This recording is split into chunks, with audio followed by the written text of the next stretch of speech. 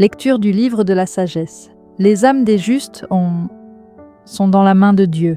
Aucun tourment n'a de prise sur eux. Aux yeux de l'insensé, ils ont paru mourir. Leur départ est compris comme un malheur, et leur éloignement comme une fin. Mais ils sont dans la paix. Au regard des hommes, ils ont subi un châtiment, mais l'espérance de l'immortalité les comblait. Après de faibles peines, de grands bienfaits les attendent, car Dieu les a mis à l'épreuve et trouvés dignes de lui. Comme l'or au creuset, il les a éprouvés. Comme une offrande parfaite, il les accueille. Au temps de sa visite, ils resplendiront. Comme l'étincelle qui court sur la paille, ils avancent. Ils jugeront les nations, ils auront pouvoir sur les peuples, et le Seigneur régnera sur eux pour les siècles. Qui met en lui sa foi comprendra la vérité. Ceux qui sont fidèles resteront dans l'amour, près de lui.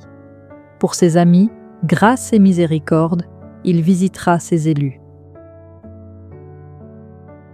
Lecture de la première lettre de saint Paul apôtre aux Corinthiens.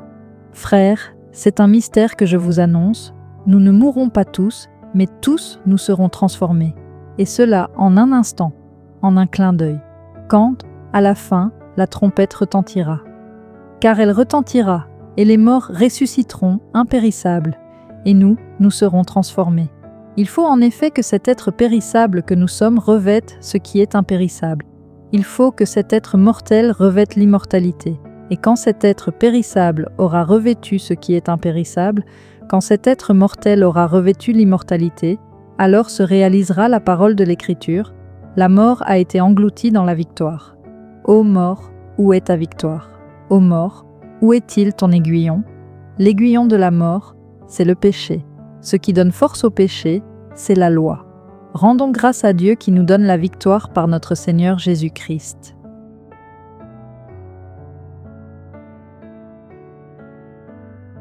Évangile de Jésus-Christ selon saint Jean.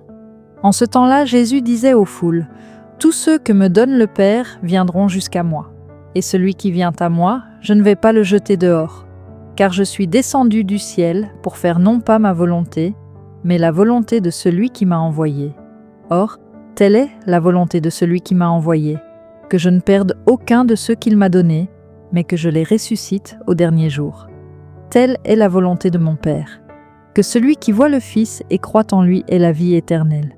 Et moi, je le ressusciterai au dernier jour. » L'espérance ne déçoit pas, nous a dit Paul. L'espérance nous attire et donne un sens à notre vie. Je ne vois pas l'au-delà, mais l'espérance est le don de Dieu qui nous attire vers la vie, vers la joie éternelle. L'espérance est une ancre que nous avons de l'autre côté, et nous, agrippés à la corde, nous nous soutenons. Je sais, moi, que mon défenseur est vivant, et je le verrai. Répétez cela dans les moments de joie et dans les mauvais moments, dans les moments de mort, disons-le ainsi. Cette certitude est un don de Dieu, parce que nous ne pourrions jamais avoir l'espérance par nos propres forces. Nous devons la demander. L'espérance est un don gratuit que nous ne méritons jamais. Elle est donnée, offerte. C'est une grâce. Et puis, le Seigneur confirme cela, cette espérance qui ne déçoit pas. Tout ce que me donne le Père viendra à moi. C'est la finalité de l'espérance. Aller à Jésus. Et celui qui vient à moi, je ne le jetterai pas dehors, car je suis descendu du ciel pour faire non pas ma volonté, mais la volonté de celui qui m'a envoyé. Le Seigneur nous reçoit là où il y a l'ancre. La vie dans l'espérance, c'est vivre ainsi, agrippé, la corde à la main, fort, sachant que l'ancre est au fond. Et cette ancre ne déçoit pas, elle ne déçoit pas. Aujourd'hui, en pensant à tant de nos frères et sœurs qui s'en sont allés, cela nous fera du bien de regarder les cimetières et de regarder vers le haut, et de répéter comme Job, « Je sais, moi, que mon défenseur est vivant, celui que mes yeux regarderont ne sera pas un étranger. » C'est la force que nous donne l'espérance, ce don gratuit qu'est la vertu de l'espérance. Que le Seigneur nous la donne à tous. Aujourd'hui, la parole de Dieu nous a rappelé une vérité profonde. Les âmes des justes sont dans la main de Dieu. Aucun tourment n'a de prise sur eux. La mort n'est pas la fin, mais une transformation. Comme nous le dit saint Paul, nous serons tous transformés en un instant, en un clin d'œil. Et Jésus lui-même nous promet, « Celui qui vient à moi, je ne le rejetterai pas dehors. Je le ressusciterai au dernier jour. » Alors aujourd'hui, Gardons cette espérance vivante dans notre cœur, même dans nos épreuves. Dieu nous tient dans sa main. Que cette parole t'apporte paix, confiance et lumière. Seigneur, augmente en nous la foi et l'espérance. Accorde à nos défunts la paix éternelle et à nous la force de vivre dans ta lumière. Amen. Merci d'avoir partagé ce moment de prière et de lecture avec moi aujourd'hui.